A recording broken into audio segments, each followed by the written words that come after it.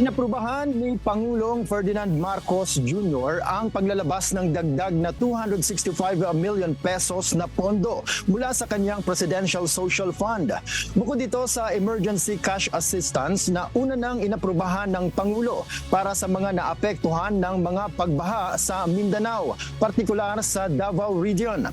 Ayon kay Pangulong Marcos, bukod sa pagkain, may mga kailangang bilhin rin ang mga biktima ng mga pagbaha. Iniutos din ni PBBM na gawing prioridad ang pagsasaayos ng mga kalsada upang mapabilis na makapasok ang tulong ng pamahalaan. They need to buy other things na para sa kanilang household, no. So that's why the ECTs are become very important, and that's why I released the 265 million to make sure that that phase of the